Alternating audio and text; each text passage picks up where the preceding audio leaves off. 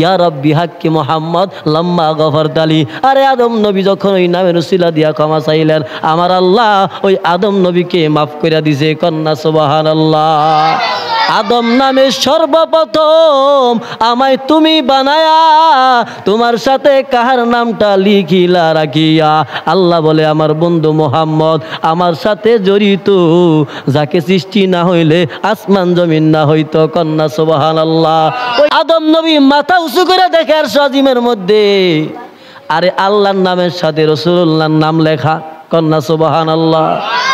আদম নবী মনে মনে ভাবলেন, হায়রে আমার মালিক আমার আল্লাহ, তার নামের সাথে কার নামটা রাখছে রে, তার নামের সাথে কার নামটা যুক্ত করছে রে।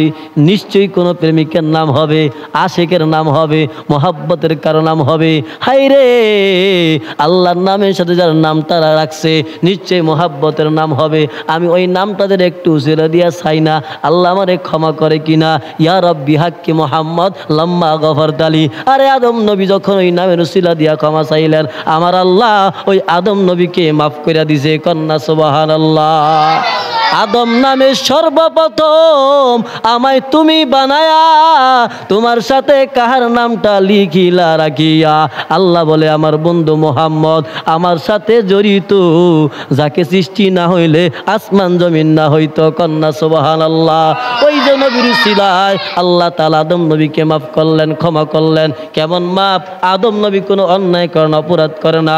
কোনো নবী গুনাহগার না, অন্যায় করতে পারে না, অপরাধ করতে পারে না। তবে অমার্জিত একটা ভুল হয়ে গেছে। এই ভুল কোনো ভুল না। অমার্জিত কেমন ভুল রে বাবা, এখানে আমাদের বুঝতে হবে। রমজান মাসে রোজা রাইখা মনের ভুলে কিছু খেয়াল এলে রোজা হয়নিও, হয় রোজা ভাঙেনি, ভাঙে না।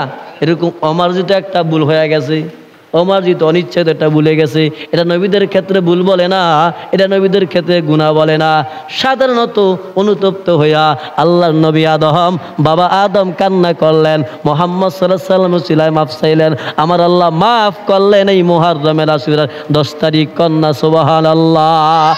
সব দলিল বাদ, এই দলিলে আমরা যদি কই এই মুহররমে যেহেতু বাবা আদমকে মাফ করছে আমার নবীর উসিলায়, আরে সব কিছু বাদ। আমরা যদি এই মুহররমে অনুষ্ঠানে আইসা একত্র হইয়া জড়ো হইয়া মজলিসে বৈশা আল্লাহ জিকিরে রাসূলুল্লাহ দুরুদে আমরা আলোকিত হইয়া অন্তরকে আরে পরিশুদ্ধ কইরা যদি আমরা আল্লাহর কাছে মাফ চাই, ক্ষমা চাই, আল্লাহ তাআলা আমাদেরকে মাফ করতে পারেন কি পারেন না?